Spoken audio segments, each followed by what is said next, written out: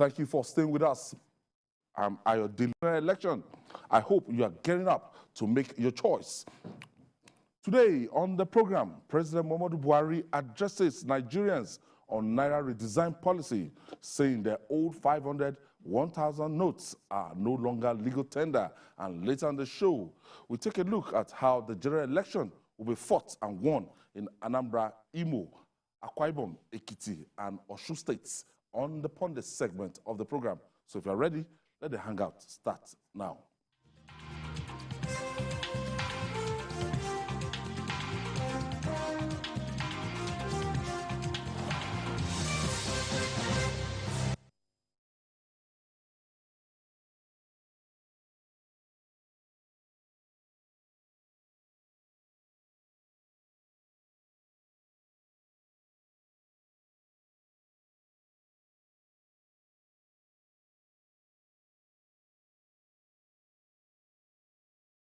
Thank you for staying with us. On the show today, I have Babajide Kolade Otitoju and Emeka Madunagun. Gentlemen, you're welcome. Thank you for having us. Thank you very much. Good evening. All right. President Muhammadu Buhari has taken a step to address the crisis plaguing the nation due to the scarcity of Naira notes. The president stated that old 500, 1,000 notes are no longer legal tender in the country, while 200 Naira will remain legal until April the 10th. He sympathized with Nigerians, apologizing to Nigerians over the difficulties experienced in accessing the scarce new Naira notes. A senior advocate of Nigeria, Ebun Olu Adegborua, has reacted to this development, saying that the president flouted the principle of separation of powers, that the president cannot overrule the Supreme Court of Nigeria. Jiri, this is getting interesting. I read that speech, and the president has foreclosed the possibility of 500, 1,000 Naira coming back, and he retained the 200 Naira till the 10th of April.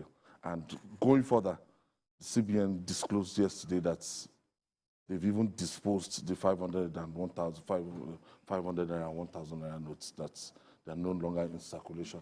I still have like 20,000 of the old notes with me, and people are not responding again. Well, Mr. President is not God, and he's not bigger than the Nigerian state. The president needs to be told that he's not bigger than the state. He's not Louis XVI. The state. So he's not Nigeria. He's not bigger than the highest court in the land. He's subject to the highest court in the land. Mr. President calls himself the converted Democrat. This speech that he read today does not show that he's converted. This speech reeks like the speech made by a dictator, an unrepentant dictator. That's what it's military general. Like. A general, a military. You know, you can even be a general and be really welcoming to ideas. It sounded like, look, it is me, and this is what I want, therefore it has to. What is the point in reading this statement? People had been dying before now. People didn't begin to die yesterday. Remember the guy who dropped dead while on the queue some weeks back? You didn't think it was important to address Nigerians. You chose to address Nigerians because you knew the Supreme Court was going to make a decision. You wanted to preempt the decision of the Supreme Court by letting the Supreme Court realize that this is your body language, this is how you feel, this is what you want. Ayo, we chose this profession because we want Nigerians to know that there are some of us who can stand by the truth. And in doing this job, we are not scared of anyone, not a president. I conquered fear a long time ago. If I cannot say on this medium, it's Mr. President is not the Nigerian state. it needs to be told. Obasanjo, in my view, was a stronger president than President Buhari. But there was a time when he lost about 10 straight cases in court. Back to back, remember. What happened? Lagos State versus federal government, back to back. Atiku versus Obasanjo. Several back cases to back. that Atiku defeated him several times. Yes. And his lawyer was Afebaola. He kept losing. But Obasanjo did not then come out to read a speech trying to say that he's the state, because that's what that speech looked like. That is the speech that you can only expect to read from a dictator. And you say you are a converted Democrat. But the converted Democrat is not prepared to wait for the Supreme Court to give his verdict. Like preempting. You are preempting. That's the strategy is clear. There was an attempt to to make peace with the governors, and that was where the idea of April 10 was suggested. You can see that story that Premium Times published was not entirely wrong. You know, yesterday that story was flying around that they were. Yes, because it was part of what was proposed to the governors, that let's have this one. But the governors are saying, okay, even that 200, if we release the 200 Naira notes, it will still not be sufficient to solve the problem. It will not be sufficient to solve the problem because that's not the only currency that we need. Some people will say that if it were President Muhammadu Buhari has spent 7 years, and in the last 4 years, if it were to be Muhammadu Buhari on these ballots, would he have dared to implement this policy at this time? A lot of people are very, very skeptical about the timeliness. Well, I can't speak for Muhammadu Buhari because I don't belong to his government, I don't belong to his party, and I don't share the same ideas with him. But I can just point out something. The Electoral Act, if you remember the Electoral Act of 2018, that was passed by the 8th National Assembly, and he refused to sign it because some things which later came out in the Electoral Act signed, he he signed, and passed by the Lawan-led National Assembly, where in that one, under Bukola Saraki, so he refused to sign them. The assumption was that because it might affect his chances in the election. That was an assumption. Yeah. Even though he came out to say it had nothing to do with it. Well, he didn't pass. 2 times he had opportunity to sign. Yeah, he refused to sign it. So, well, going by that, what you asked might be said, well, one might hazard a guess towards that. But what I want to believe is that, well, beyond just the timing of the policy, I think the policy, good policy, no doubt, but I think the rough edges were not really looked at, smoothed out before. And a lot of people will ask, why the rush? It was brushed. Well, the thing is that in my years as a journalist, I have seen times when government policies came, they sat well with the people. Government policies came out, didn't sit well with the people. So that's why there is that regular interface. There should be that regular interface between the government and the people. I think the government allowed the situation to dictate its actions instead of it controlling the narrative. It had all the chances to control the narrative. We'll take this break. When we come back, we'll talk more. It's still John Lestanga. We'll be right back.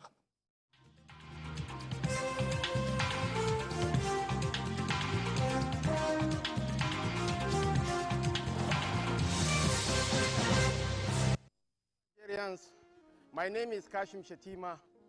I'm the APC Vice Presidential candidate. According to Conperry, a global consulting firm, by 2030, there will be a global talent deficit of 85 million. Because of our useful population, our geographic location, and our proficiency in English, Nigeria stands a unique chance of becoming the global talent factory. The building behind us is the Secretariat for the implementation of the Startup Act. Is the Digital Innovation and Entrepreneurship Center. Of the 7 unicorns in Africa, 5 are in Nigeria, all in Lagos.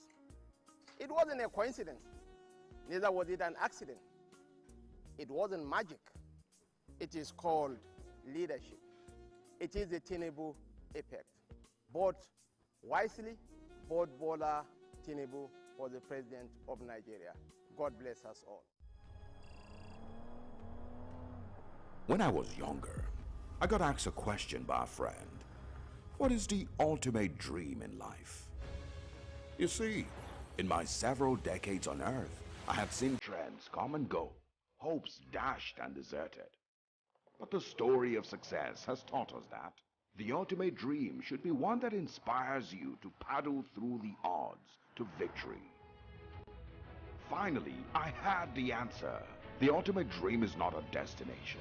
It is a journey of pushing through the odds. It is about challenging the norm, to strive for excellence, to always be in motion, to never give up.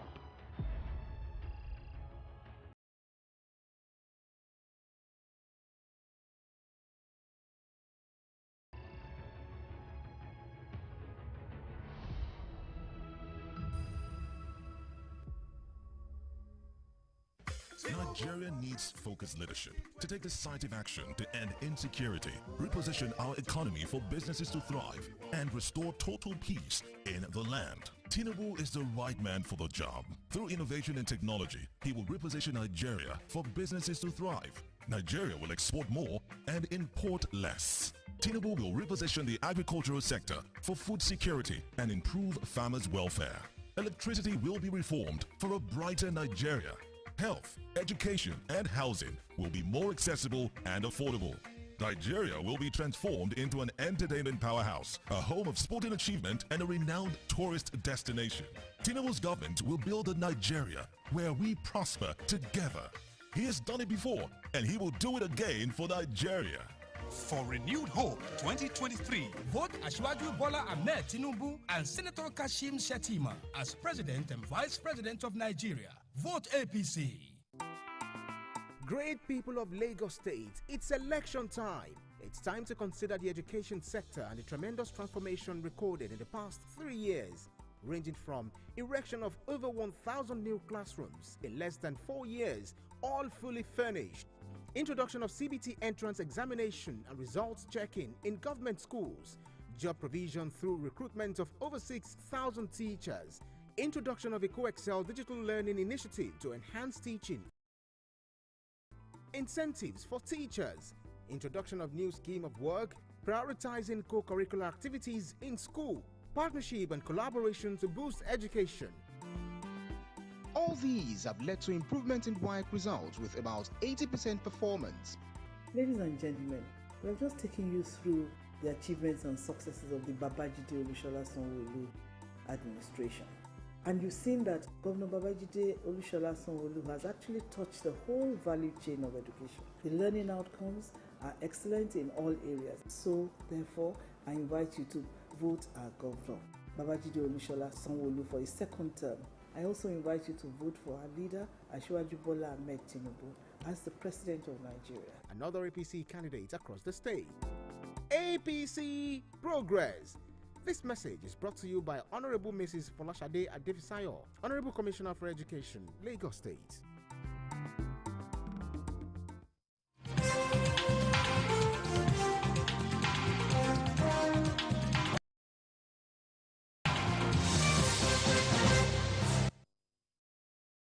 Thank you for staying with us.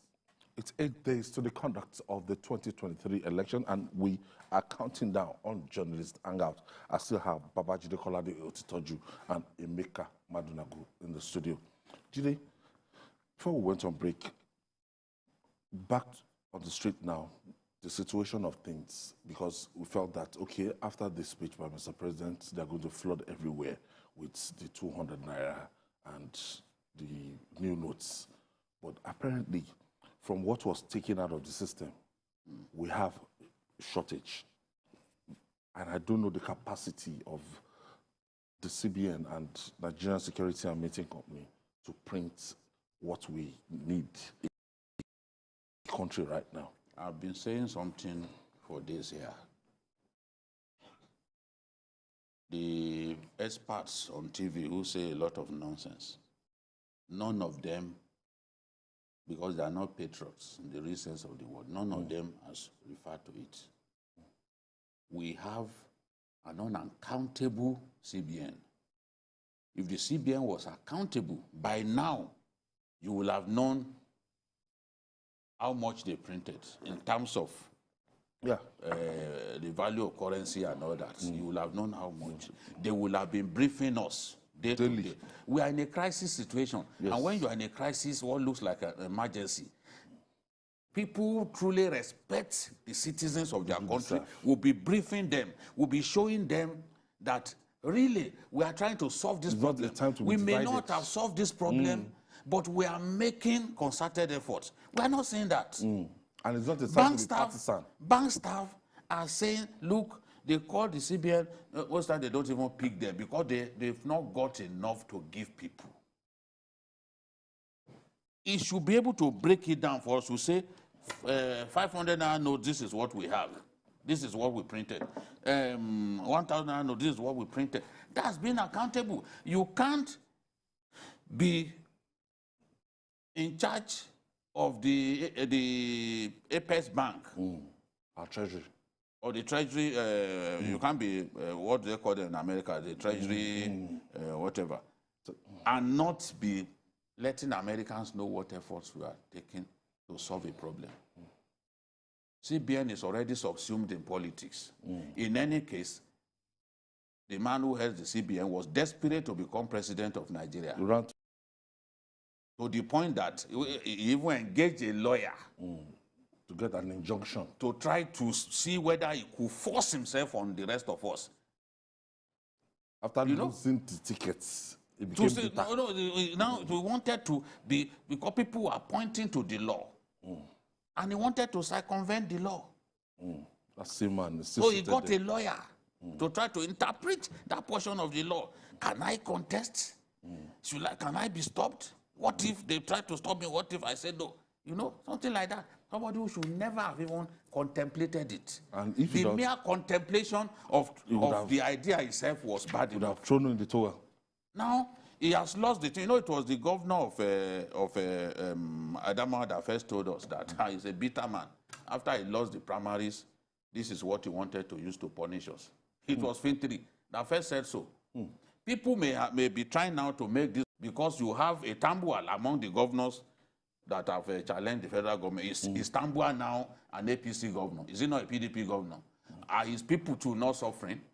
The people who are going there or going out destroying things, do they write the party that they belong on their foreheads? When the rain falls, it doesn't fall on one household alone. That is the thing. Those the hypocrites today who are refusing to speak the truth because they think this will lead to an end that they desperately want to see. Some of them are suffering. It's a lot worse for a lot of them than some of us.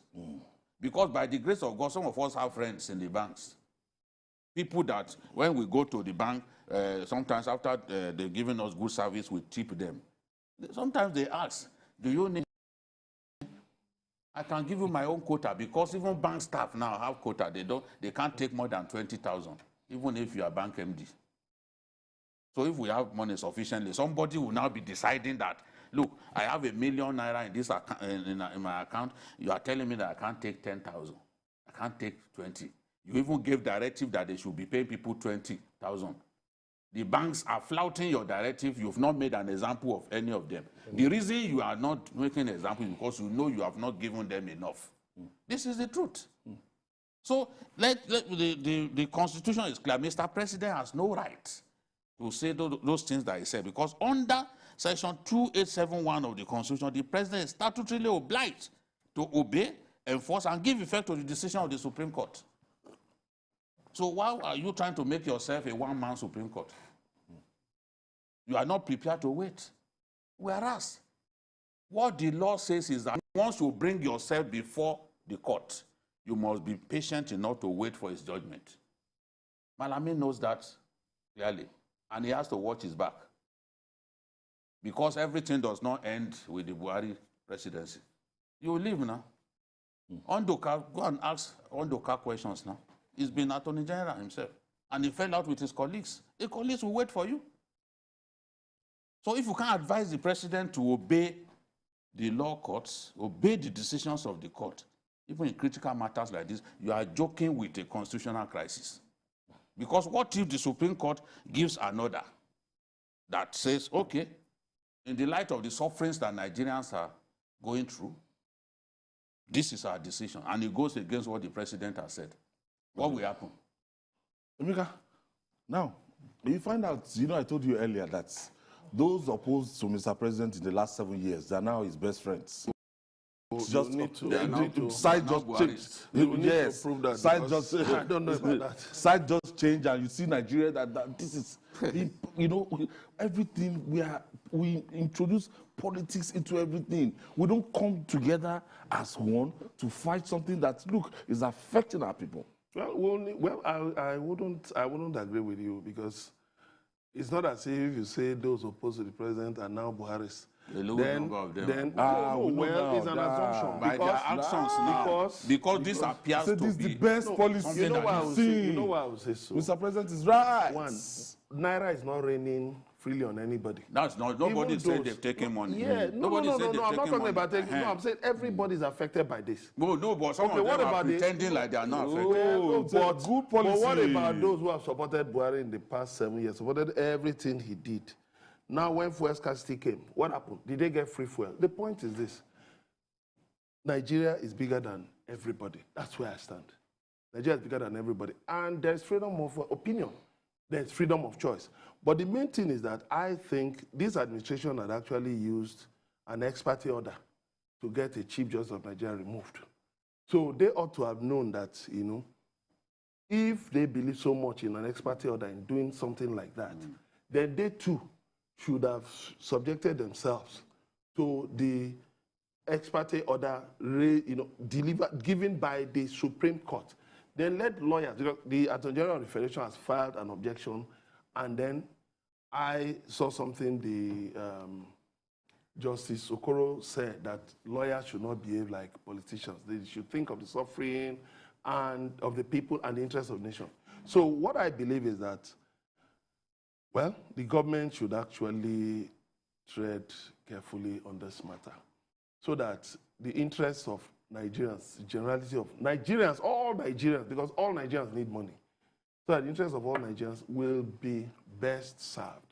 Yes, the president listed some points. He said, you know, that motivated this policy. Good point. Very good point. Good policy. To me, just like Jide said, these certain things should have been put in place, and the policy should have been followed through. This question of one bank manager kept, you found that and it must be implemented 8 days before the general election. Well, you see, I think if the president is saying he just received consultations, he just received views from various widespread consultations, that means he's saying in a sense that he didn't consult widely. What do you have riots everywhere? Before taking that decision. I think it should guide, that's one of the things we've really complained about. These decisions that have been taken without wide consultation. All right. We'll take this breather. When we come back, we'll talk more. It's still Journalist Hangout.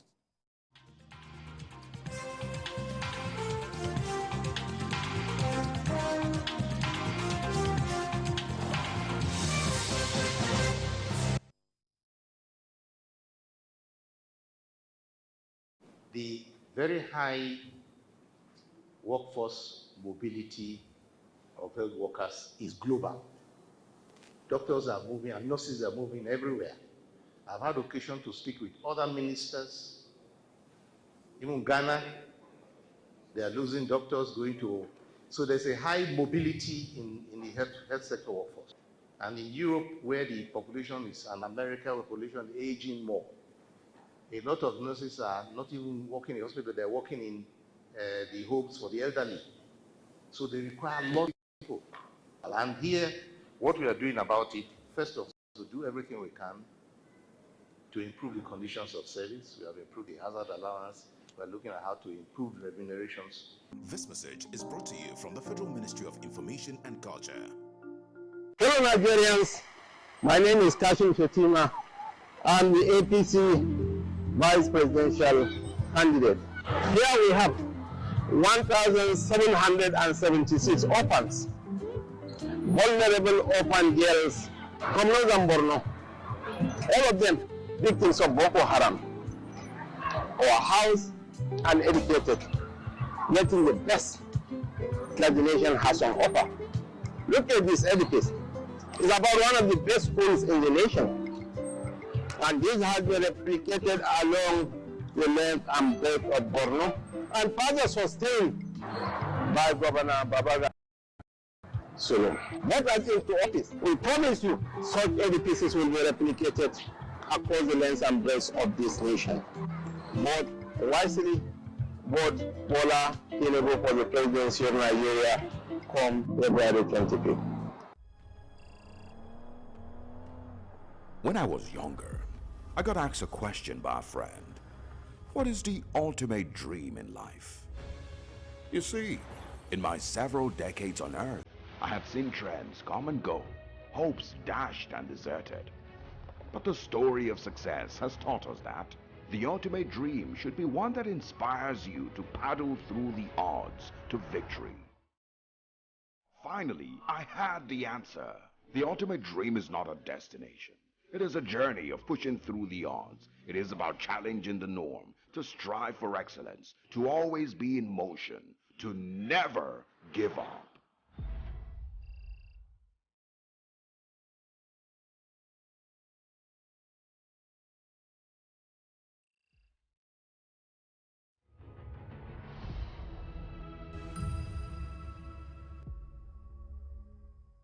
Hello guys, do you know that in his Renewed Hope 2023 action plan, Bola Tinubu promised to fix our national security by implementing these common sense measures? The Bola Tinubu administration will increase the number of military and security personnel on active duty across the country, introduce modern doctrines and practices to better engage and defeat terrorists, kidnappers and bandits, upgrade weapon systems and introduce greater domestic production of munitions, introduce new border, forest and community security forces specializing in the protection of remote areas and variable terrain, reposition the police institution to focus on its primary duties of community policing and maintaining law and order, improve salaries and welfare for the families of our fallen heroes.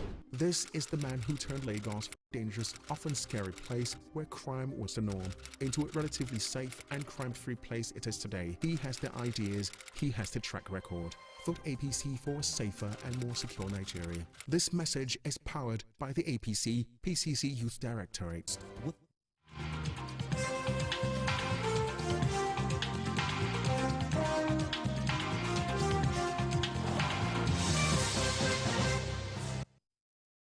Thank you for staying with us. This is Journalist Hangout, and we are looking at the currency crisis rocking Nigeria. And I have on the line Mr. Sam Omashe.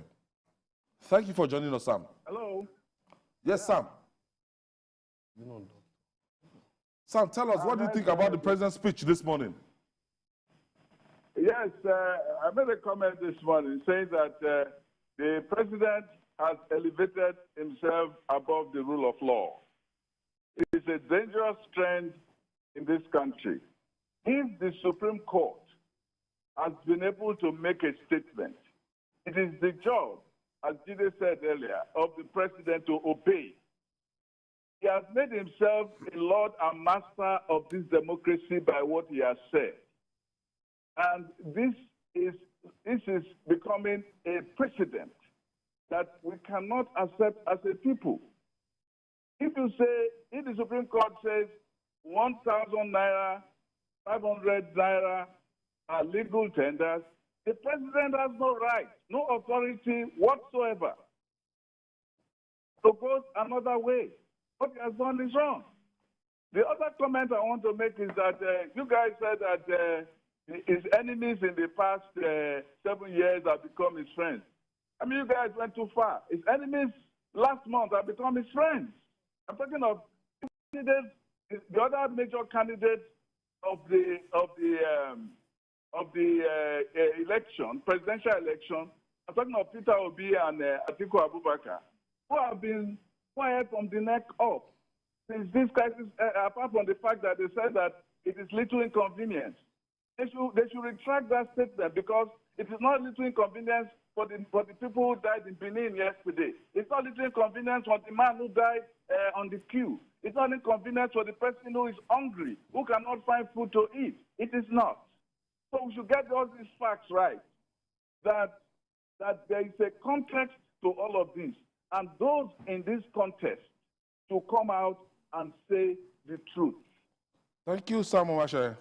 Thank you for your intervention, Sam. And when you look at the, Jide, on the final analysis, the Supreme Court said 22nd. That means they will consolidate all the, and they will make a pronouncement. And because of they will hear the matter. They will hear the matter. So it's left for them to determine whether they will immediately give their verdict or not. Or tell them but to this come is back. They also a matter of national jurisdiction too. There's the issue of jurisdiction. Yes, everything they will. Then the federal government's counter to the ex parte order. So all those things will line up. They will look at it. So by 22nd, we'll know maybe they are going to make a pronouncement on it. But if at the end of the day, the Supreme Court is saying, oh, let's go back to the status quo, and somebody is telling me that they've trashed the 1,500 naira that we had. We didn't hear him say that. I didn't hear him say that. Some of those monies are sitting in bank vaults. We didn't, these banks were paying people gold currency. And it's still with Nigerians. We have this currency. Banks were we paying still have it people, abundantly. even when the CBN governor said, don't pay people old notes. Banks were still paying people old notes. Even as of yesterday. ATM was still... So see, we are not sure whether indeed anybody has incinerated some, except if I hear him eat from his mouth. I've not heard that from his mouth. And even if I hear that, I won't believe. I won't believe, because banks are still paying people old currencies. It could be an attempt to make it difficult to revert. But we can't preempt the Supreme Court. Okay. Let's wait for the verdict of the Supreme Court. The Supreme Court is the final court of the land and is the last hope of the common man. And the people who are dying, they are ordinary people. Those saying, oh, the people dying do not have bank accounts and all that. You don't have to have bank accounts. People just talk like silly people. You don't have to have bank accounts to feel this pain. In the villages, there are no bank accounts, but people still spend money. 18% of people, women in Jigawa have bank accounts, but they have a currency and they feel this pain. You don't have to have bank account to feel this pain. That's the point that I'm making. Emeka, your final shot on this. Yeah, I think what we end all this will be an out-of-court settlement. Yes, if you look at the trend of suits filed by states, jointly by states against the federal government, a number of them ended up out of court, with out-of-court settlements. So I think there will be an out-of-court settlement, with the tone of the Supreme Court that the sovereignty of Nigeria should be contemplated. I think every effort will be made between the executive and the judiciary to avoid a kind of clash that can worsen matters. But I think all in all, we should also avoid dragging politics into the matter. There's freedom of expression. It has been politicized. Yeah, but I think also journalists, we should avoid it. Dragging political personalities into the matter. The reason the government that started that by saying that you did it to stop vote buying. You've already brought politics into it. Yeah, well. And all of the people, I can tell you that 99% of the people who support this is because they think it will stop vote buying. A lot of them have not even seen where vote buying was done know that it is not currency alone that you can use. You find out in public discourse, narratives can go this way and this way, based on perceptions. But like I said at the beginning, the government needs to better handle all of these things so that Nigerians don't say that, okay, you want to stop some people, or you want to stop certain things from happening, but you are now making the poor man, figuratively called the grass, to suffer. All right. I want to thank you, Emeka Madunagu. Thank you very much. Yeah. Up next is Pandit Corner, where we'll dissect how the 2023 elections will be fought and won. You want to stay with us?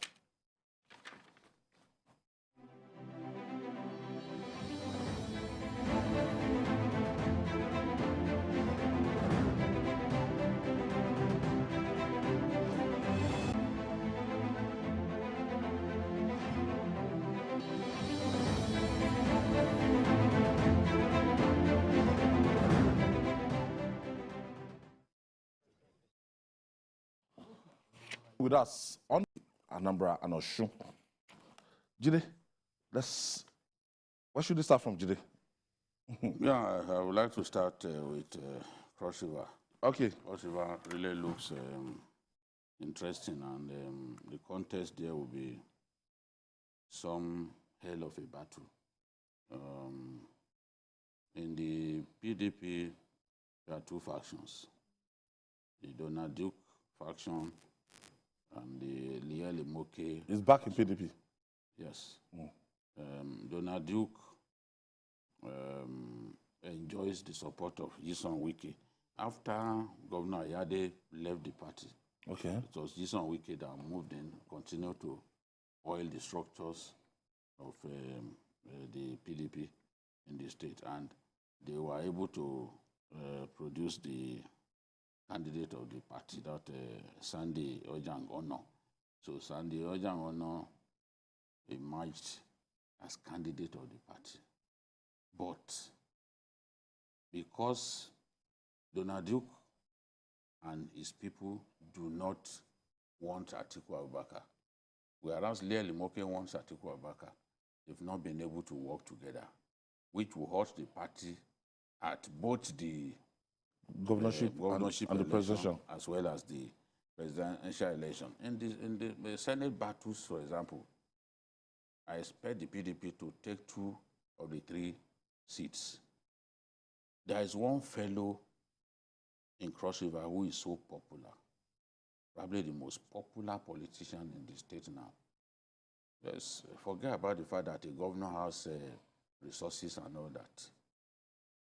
Agom Jarigwe is a very, very popular politician.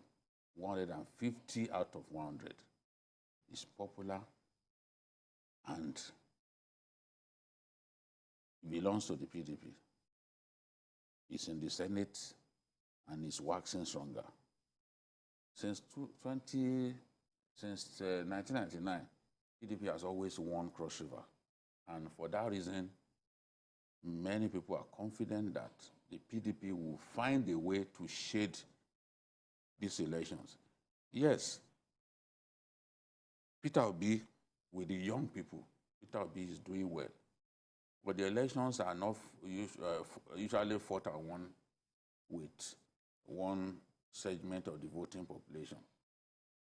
In Ikom, in some of the distant parts of the state, the Obi message has not penetrated deeply enough for you to say, okay, from that area, you are sure that you're getting the vote for the Labour Party. PDP still has the hedge. Both in the presidential election and the governorship election. The governorship election is like 50-50. Between the APC and the PDP. The APC because of the influence of the governor.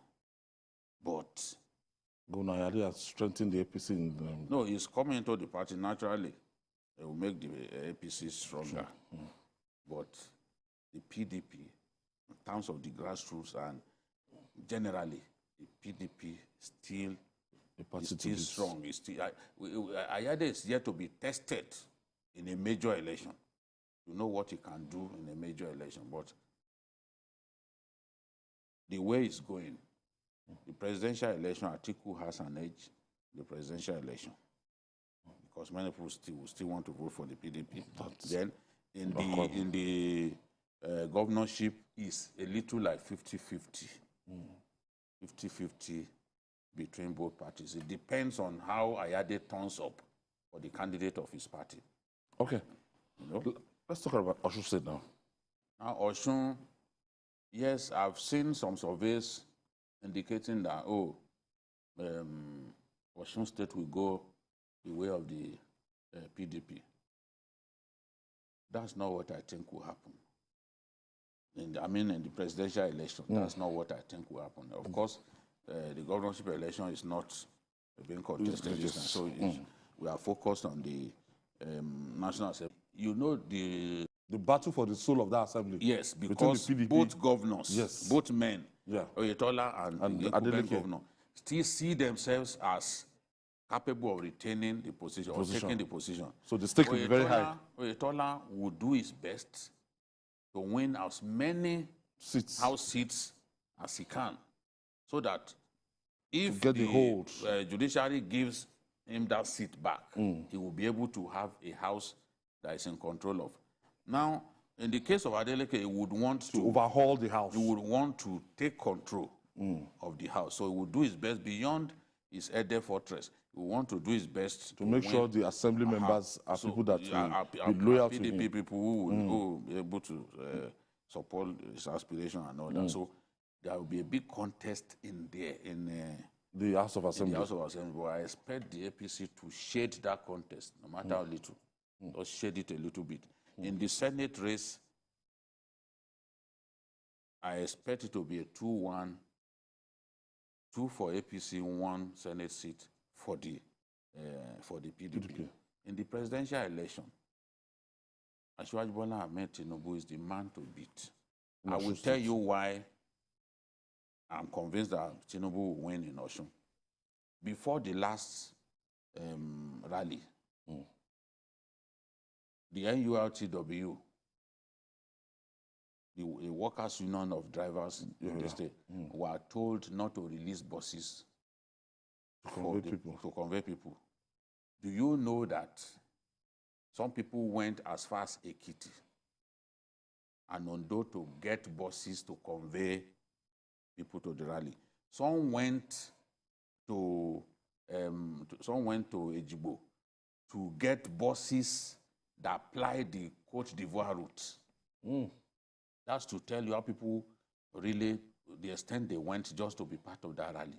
And the crowd was so huge that even Asiwaju. The Yorubas do not give up their own. Where the Yorubas give up their own is if 2 Yorubas are in a race. Awolowo, during his time, I remember 79, 83, he never lost a Yoruba state. OBJ lost a Yoruba state because Olufalaye was on the ballot. Yes. And Olufalaye won all the Yoruba states. But by 2003, that didn't happen. He took the Yoruba states. You know? So the point that I'm making is the Yorubas will vote for Asiwaju, and they are in overwhelming majority in Osun State. Labour Party doesn't even feature, because go back to the governorship election, the candidate of the Labour Party, Yusuf Lasun, how many votes did he get? Former Deputy Speaker. How many votes did he get? I think about 3,000 or so, or even not up to that. We'll check for us. Yeah, we'll check. So I think between 2,000 or 3,000, but very, very infinitesimal vote. So Asiwaju will win the presidential election in Osun State. That is as sure as hell. Okay, Jide, let's quickly take this breather. When we come back, we continue with our pundit corner.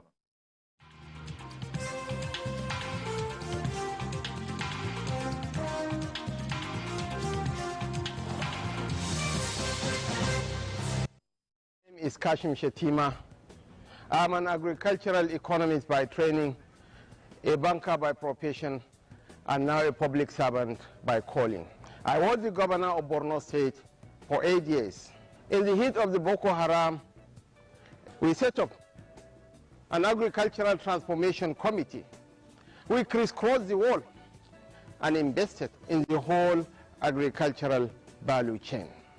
Lagos is the smallest state in Nigeria in terms of landmass, 3,577 square kilometers.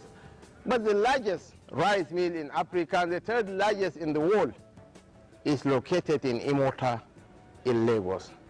That is the power of ideas. Bola Tinubu is an idea whose time has come. Let us vote for Bola Tinubu to be the president of Nigeria come 25th of February. God bless Nigeria. The very high workforce mobility of health workers is global. Doctors are moving and nurses are moving everywhere. I've had occasion to speak with other ministers. Even Ghana, they are losing doctors going to, so there's a high mobility in the health sector workforce. And in Europe, where the population is, and America, where the population is aging more, a lot of nurses are not even working in the hospital, they're working in the homes for the elderly. So they require lots of people. And here, what we are doing about it, first of all, is to do everything we can to improve the conditions of service. We have improved the hazard allowance. We're looking at how to improve remunerations. This message is brought to you from the Federal Ministry of Information and Culture. My brother, my sister, do you know that winning an election is not only about getting the majority vote? For that your candidate to be declared winner of the election, he or she must secure 25% of the vote in 2/3 of all states plus the FCT to be president, and 25% of the vote in 2/3 of all local governments of a state to be governor. This is constitutional, and every presidential candidate has had to pass this threshold. Even governors have had to make this mark to get elected in their states. We live in one country with different languages, religions, and ethnic groups. This is why it is not enough to have only northern votes, or southern votes, or eastern votes, or western votes. The only way to get elected as president or governor is by gaining enough support across the country and states. Let us make sure that we know now so that we don't cause an issue tomorrow. This message is brought to you by the Center for Democracy and Development, CDD, with support from the Foreign, Commonwealth and Development Office, FCDO. A day to remember in the history of our dear country, Nigeria. 9 wise men from the north who are governors came together on June 8th, 2022 to stand for equity and fairness in the interest of our nation, Nigeria. They buried personal interest for the unity of our country. They supported the call that power must shift to the south in 2023. They chose a Nigeria agenda. We salute our brothers and sisters in the northern part of this country who, in spite of their vote advantage, continue to propagate the unity of Nigeria by promoting rotational presidency between the north and southern part of the country. Let voters in the north follow the move by these leaders. Vote for power shift to the south. It's the turn of the south to produce the president in 2023. Let's vote Bola Tinubu for president for a renewed hope of better Nigeria. Vote Kashim Shettima as vice president. Vote APC. Long live the Federal Republic of Nigeria.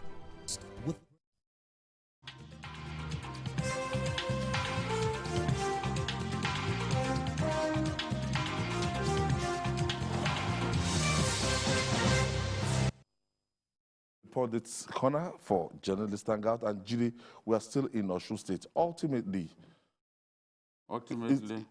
it's still the PDP state. Yes. Adeleke is still in charge of that state till the court says otherwise. You see, even in Osun State, the progressive Yoruba states, the people still vote in certain ways. For example, Ife Ijesha, the APC is very strong in the Ife area, very strong right now in the Ife area. Some parts of Ijesha may vote PDP, you know, but in the presidential election, it is what will happen. Let's not kid ourselves. Politics is local. Ashwaju is not a local champion. He has built bridges across the country. He has friends everywhere. You saw when he mentioned Asari Dokubo as his friend of more than 20 years. But at the same time, the point I'm making is that the people would vote for him, he would naturally be their choice ahead of anyone else on the ballot. So I expect him to win, not because, he's just Yoruba, no. I expect him to win because he's worked so hard. He's worked hard over the years. Ekiti State.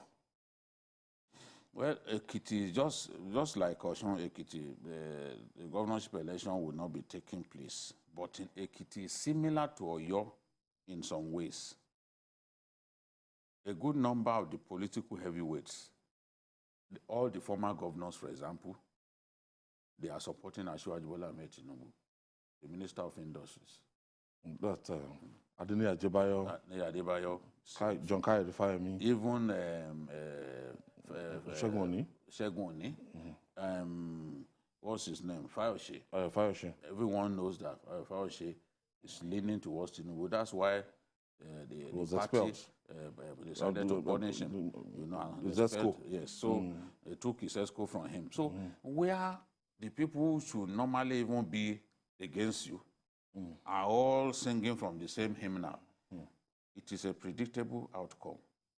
But it is a rural Yoruba state, and Asiwaju Bola Ahmed Tinubu will be elected as president in that state. That will be the choice of the people of Ekiti State. Nobody comes close. Ekiti is gradually becoming even a one-party state, the real sense of the word.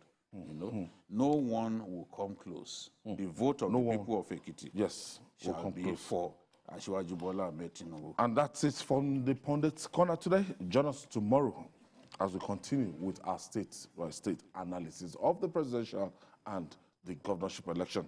And that's our offering on Journalist Hangout today. Join us tomorrow for another episode of the program. You can watch the repeat broadcast tonight at 11 p.m. Join us this Sunday for Journalist Hangout on Sunday from 1:30 to 3:30 p.m. We're on YouTube, youtube.com/TVC News Nigeria. I'm Ayodele Uzubaku. See you tomorrow.